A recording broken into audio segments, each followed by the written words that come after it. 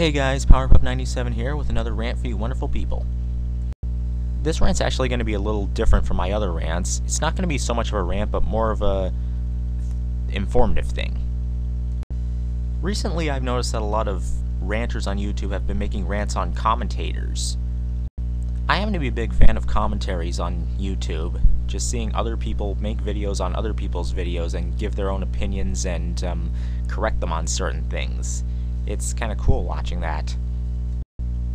Unfortunately, due to technical difficulties, I'm unable to make commentaries myself, but if I was able to, I would definitely make a whole lot of them. From my experience of watching commentaries on YouTube, I've seen a lot of good commentators, and I've seen a lot of bad ones. Now, if you guys are expecting me to point out some obvious people like Joshua8428 or Mario to Plumber, then you might as well hang that up, because I don't have very much experience with them, so I can't really say anything. And besides, everyone else has already talked about them to death.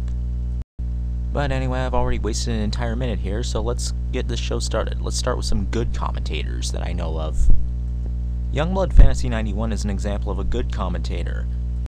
Even though he may not be a very big fan of commentaries, his commentaries are quick, to the point, entertaining, and they show a lot of emotion.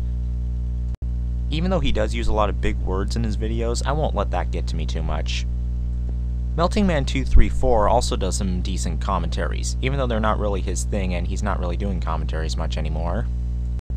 Then we've got Midnight Prime, who falls under the same category as Youngblood Fantasy91 in terms of good quality commentaries. Sadly, she deleted all of her commentaries recently, so I can't really show you any examples to show you what I mean.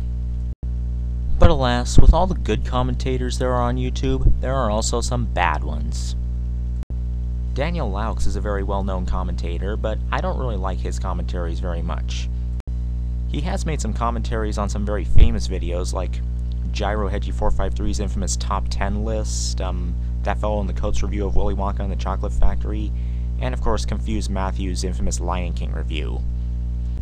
The problem I have with Daniel's commentaries is that I find them to be quite boring. He takes too many long pauses in between the stuff that he says, and he also doesn't show any emotion in his videos. He just always talks in the same monotone voice, and that really annoys me. It makes me wonder if he actually scripts his commentaries and practices them. And you know what? He actually PM'd me and told me that he does, but I'm not really too sure about that. To be fair, while Mr. Laux is one of the worst commentators I've ever seen, he's not the worst. The absolute worst commentator that I've ever seen on YouTube is a person by the name of Sunturn. That's the user who really takes the cake.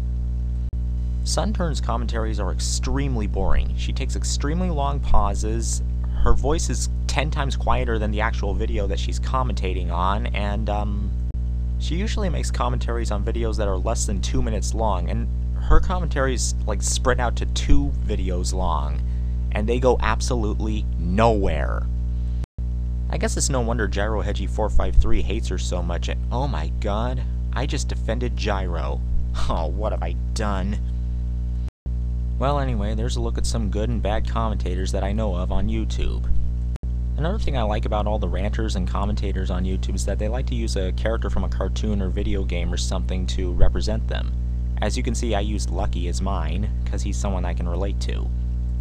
Well, overall, I hope this video was informative and encouraging to all the commentators, and to the people who wish to start commentating.